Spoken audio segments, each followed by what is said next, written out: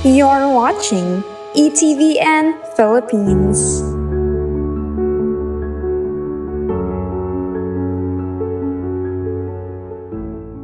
Ama sa langit, muli ang aming pasasalamat. Pasasalamat po sa biyaya ng buhay at mabuting kalusugan, kaisipan, kalooban. Salamat po sa lahat ng ito. Alam namin ang lahat ng ito sa kami. At lalo tikit po sa aming pagpupulong, ang aming tanging kahilingan nawa po, Panginoon, ang aming mapapag-usapan ay maging kapakipakinabang sa mga taong makikinig nito at susubaybay. Lahat ay hinihiling namin sa pangalan pa rin ni Kristo, anak mo, magpasawalang hanggan. Yes. So, Lolo Monsi, punta naman po tayo dun sa away ng mga bansa ngayon. Yung away po ng Middle East is, ano po kayang ginagawa ng pamahalaan at simbahan or yung Vatican mismo para matigil ito? Mapupunta po ba siya sa World War III? Kasi kawawa naman po lahat tayo. hindi na ako. Matanda na ako, pwede na ako mamatay eh. Kayo, kawawa. Ano, talaga. Alam nyo, ang sabi nyo kung anong ginagawa ng pamahalaan. Alam naman niyo sa social media ang ginagawa ng ating pamahalaan. Paano? Ano? Yung na lang ang paglilikas ng ating mga OFW at saka yung kung ano. Pero alam ka niyo, kailan ito talaga napakahirap. Sapagkat ang kalaban dito si Satanas. Ang sabi, yan ang tingin ng...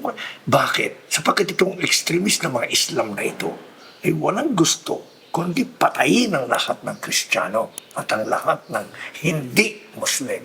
Ay, paano ka? Ayun ang kanilang akala eh. At akala nila pagka sila'y nakapatay ng Kristiyano, ay sila'y nasa langit. Kaya talagang distorted ito. This is demonic idea. Pero hopefully, unti-unti. Kasi ito naman sa Iran lang talaga eh. At ang maaari lang ang mangyari ay di dalawa alinman sa lumala o alinman sa tatapos.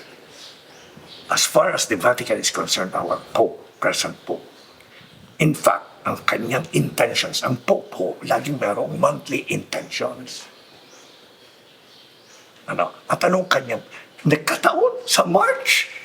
Ang monthly intention ay precisely disarmament and peace in the world.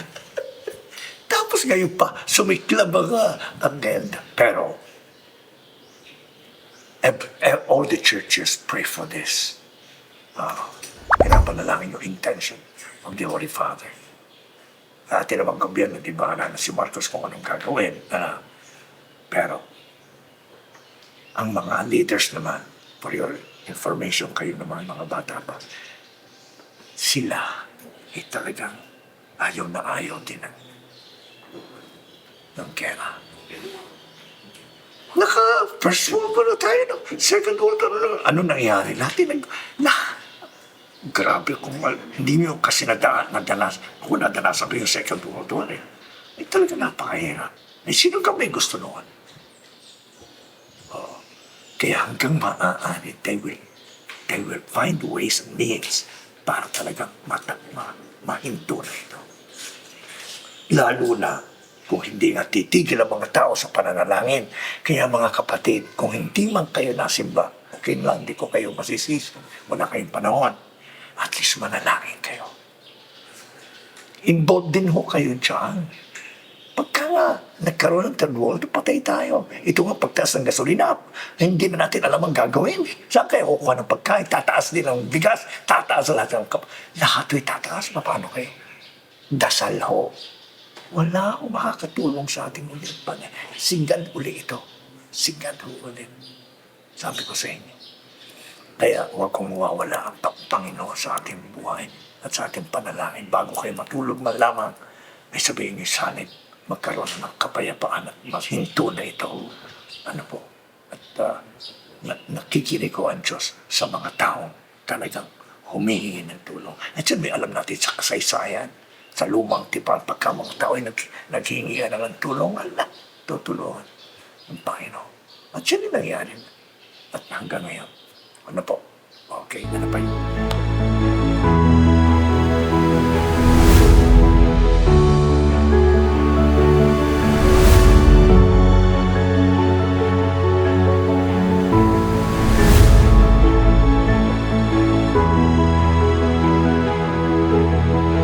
You're watching ETVN Philippines.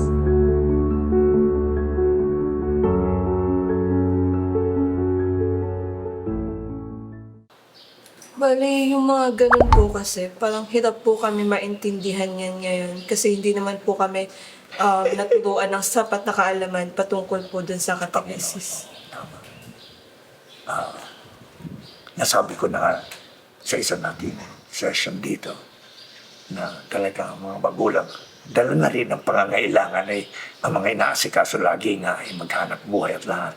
Kaya yung pagturo tungkol sa Diyos at pag-imulat ang mga bata tungkol sa Diyos, hindi na nila nabibigyan ng pansin. Ano?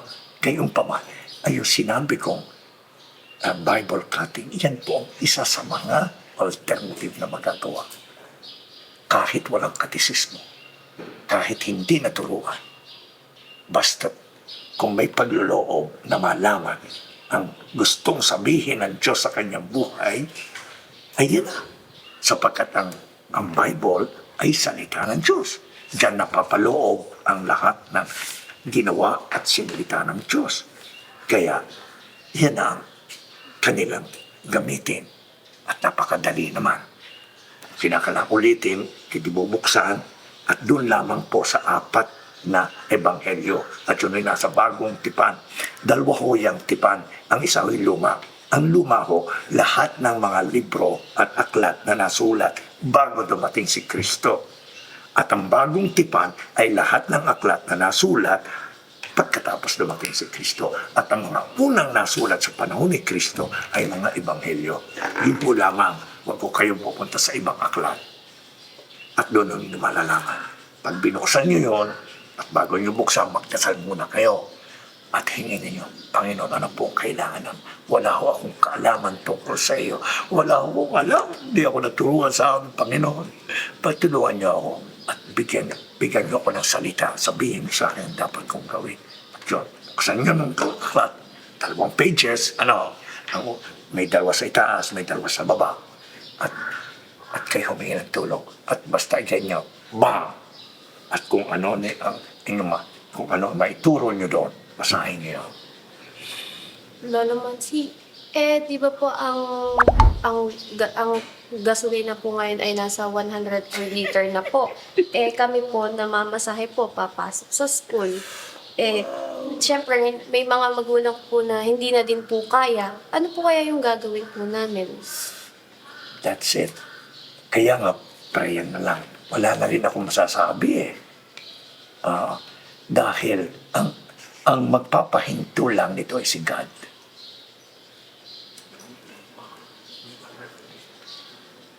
Itatouch niya ang mga leaders. May paraan siya eh. And why will he do it? Why? Because the whole world is praying. Hindi siya hindi niya papakinggan itong hinaing ng tao. Ang problema, baka mga tao hindi magdasal. Kaya ang aking appeal ay kahit papaano, kung ano pa naman, kaunting dasal po, pasuyo, para sa kapayapaan ng mundo. At pagka tayo, yun na lang ang sinabi niya sa banal na kasulatan kapag may 1 o 2 o 3 na nananalangin. Sa kapangan, ako'y naroon sa gitna. 3 lang yun. Ay kung milyon-milyon mga tao, talagang magkakaroon. Okay, mag-alaala. At pag may awan Diyos, at yun ang aking pananaw. There will be peace. There will be peace.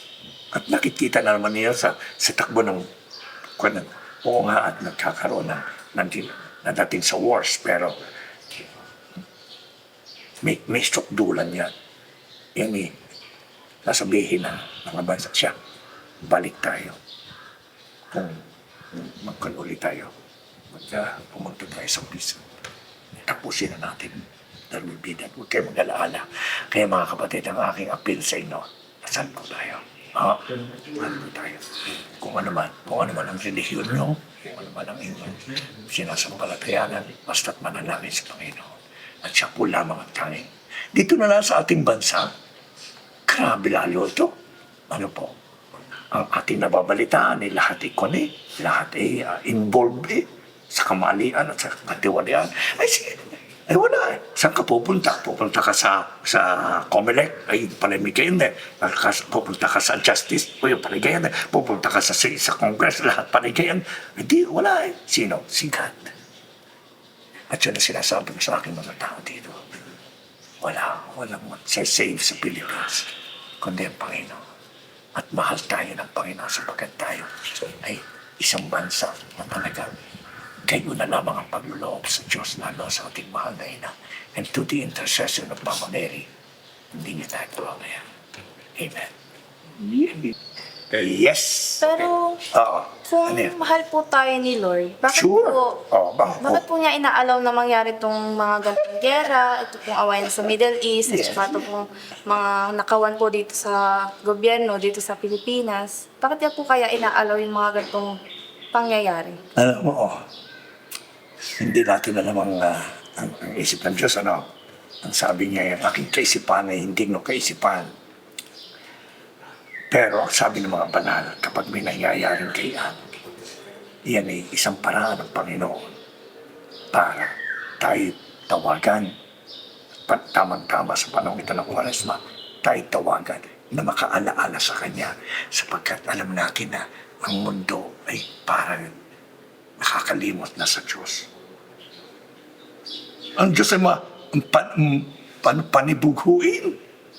Sabi sa banal na kasulatan sa luwang tipan. Kaya pagka siya'y ating binaliwala, siya, humanda tayo. At yan ang nga nangyayari. Sa dami namang nagaganap ng mga kasamahan yung lahat na at mga wala ng Diyos ang iba hindi na nagtatasal. Yun ang mahirap. This is a wake-up call. Huwag tayo mag-alaala sa nangyayari. At bibigyan ko kayo ng halimbawa, mismo ngayon, panahon ito, Kwaresma. Bakit hinayaan ni God na ang kanyang anak ay ipakusat-kusat mamatay? That's the worst thing that can happen. Anak mo, papabayaan mo, mapatay? Ano kasira ang ulo mo? No. Kaya ginawa ni God yun para tayo ay maligtas, mabigyan ng buhay. Ang ginawa niya, ang isinacrifice niya na mamatay ay ang kanyang anak. Para ano? Para tayo mga tao ay mabuhay. Yun. Laging gano'n. At yan ang isipin ko. Na itong mga kaya sabi ko, kung walang kamatayan ay walang pagkabuhay. Kaya huwag kayo matatakot sa mga krus, pagsubok na yan. Sapagkat pagkatapos ng lahat, sukdulang kamatayan ay pagkabuhay.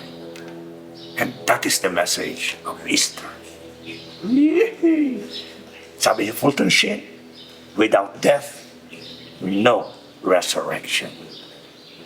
Without war, no peace. There will be peace. Amen. Amen.